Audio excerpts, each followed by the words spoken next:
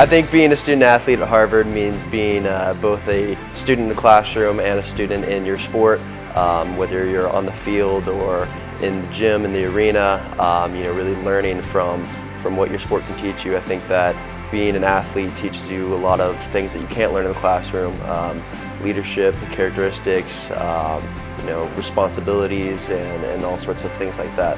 To me, being a student athlete at Harvard is a lot about being a part of a larger tradition that's been around for hundreds of years. I also think competitive spirit is very alive at Harvard, and you can see that in academics and in athletics, and being a part of both of it is a really unique experience, I think.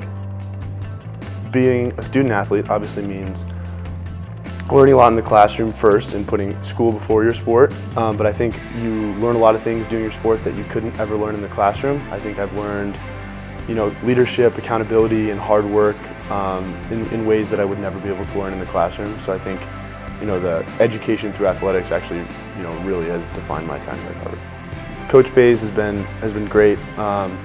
He's built the program from my freshman year where we won 1 game in league to, winning 12 games, and, he's just been a great leader.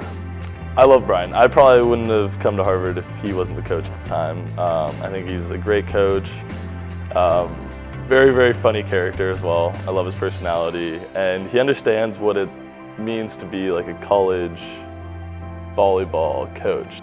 I mean, the Harvard men's volleyball program is a family that extends beyond just the current members of the team, and so we've really benefited from people giving back after they've graduated, and parents and alumni alike.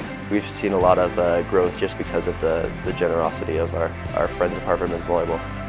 Honestly, when I first got in, it wasn't that big of a deal for me. Like, I got the call from the athletics department and said I got in, and it was kind of just a non-factor. But then once I got here, and I settled in and I started to understand the culture and the immense tradition that surrounds the place, it really just became a cool thing for me to realize every now and then, take a step back and be I am at Harvard, and it is a really cool place, and there's lots of experiences to have here that are unique that no one else will ever have. So I had a great time in my career at Harvard here, and wouldn't trade it for anything else. So last year, in playoffs, we were playing George Mason, and first round of playoffs, we were up by 1 point in the 5th game. Caleb Zimick is back to serve, okay? And Caleb, real tall middle, is 6'9". He is 6'9".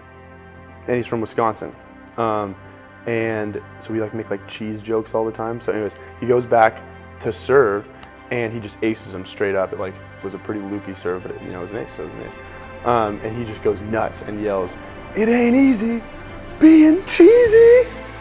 And everyone on the team just goes nuts, and everyone was rushing the court. This is the first time we've won a playoff game in the last 15, 20 years, and it was a blast. And so not only was it hilarious, but I will remember that moment for the rest of my life.